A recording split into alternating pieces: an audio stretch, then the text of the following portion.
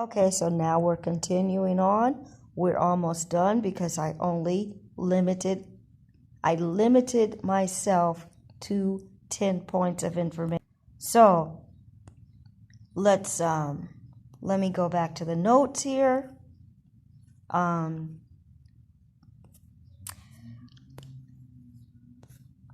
right, so we have number 7, asked you about melanin. Number 8 is letting you know that once upon a time, wait a minute. Scratch that.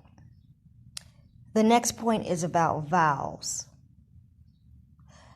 And just to let you know, as a point of information, other ancient texts and other cultures do not have vowels. It is a recent modern invention. That is something important for you to understand. And that is why, just go back to what I said before, that is why the word Seth, the ancient deity Seth, can get turned into his letters, STH, are included in variations of his name. Shah, Satan, Shaitan, Soot, Seti. Those are some examples. So that's important to know, because to understand the deity names and the variation of their names, there's a frequency in the letters chosen. So then when you talk about sacrifices and they're using letters, they are picking the frequency of the meaning of the letters put together. So now let's go to number 9. Numbers are frequencies. And okay, numbers are frequencies. That goes back to what I said about what you learned. You learned basic things in kindergarten. You learned numbers, colors, shapes, letters, and symbols. And letters are symbols, but then there's symbols that you just need to know what the symbol means, right? I'm not going to give explanation for that. But I want to tell you that there's another word for symbols, and it's called sigil. Sigil. And when you write in cursive, you are writing a sigil. It is your own unique expression of the energy of you. However you write, that's the expression of the energy of you in written form. So that is an equivalent energy. Your energy on paper is your signature. But the word signature comes from the word sigil. And that word has a negative connotation when it just means a written form of energy. And we're going to put a period on that, and we can't go into it any further. So we said, Wi-Fi is a number sequence, an organized number sequence that creates a frequency. That's all Wi-Fi is. It's not magic. It's not a magical thing. What it is numbers. Numbers are frequencies. Wi-Fi is numbers. The code that you put in your phone, ergo the code that you put in your phone is numbers, right? And then you get the Wi-Fi. Wi-Fi is a frequency of numbers. Numbers are a frequency, and that energy is used to connect And that's how you have Wi-Fi. Because of a number, ladies and gentlemen. Because of a number. Because of a number, you have Wi-Fi. Or because of the use of numbers. And numbers are frequencies. Now, I'm not going to get into trying to explain the lies they tell you about, computers being a binary system. That's a big fraud.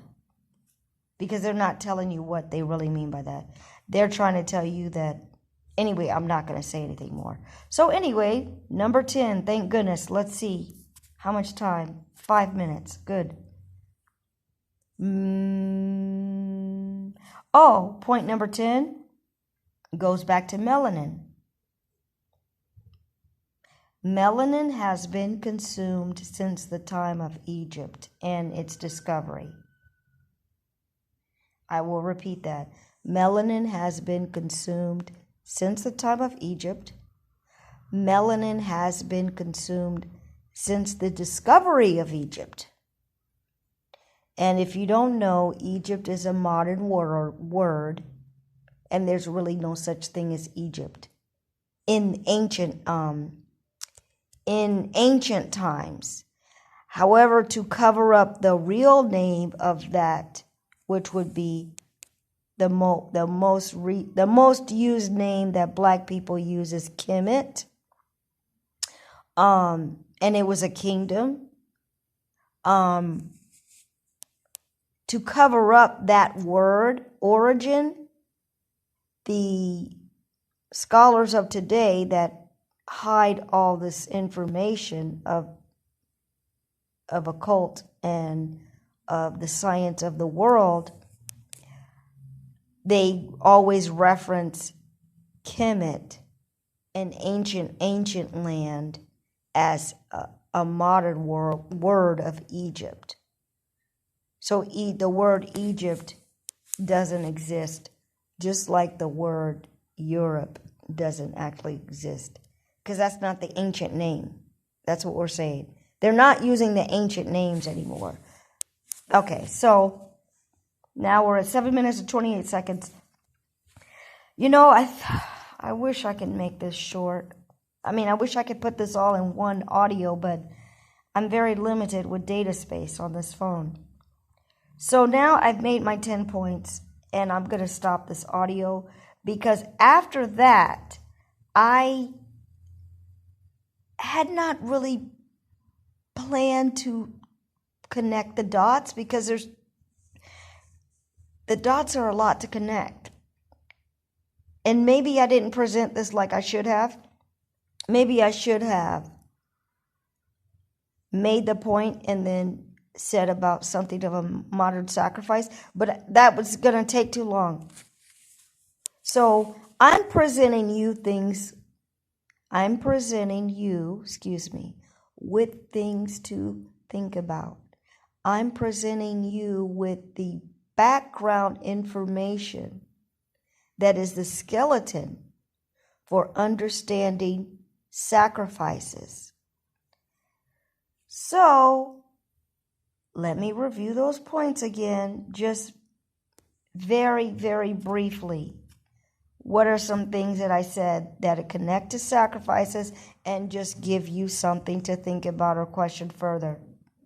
Number 1 was that forget about the existence of God and devil. They don't exist. Another point was suspend your thinking and pretend you live in Disney World, where everything is energy and everything's personified. Now, I have to add something onto that. That's where you get the Egyptian deities from, because their energy is personified. I can't believe I didn't write that down, because that's extremely important to understand. The deities of Egypt are personifications of energies. Now, I will just go ahead and try to rush through and say, how is that related? That means, now if they're energies, then there's an equivalent energy. Everything has an equivalent energy. So let's say there's a person, Osiris. What is his equivalent energy? And I'm going to stop myself after this.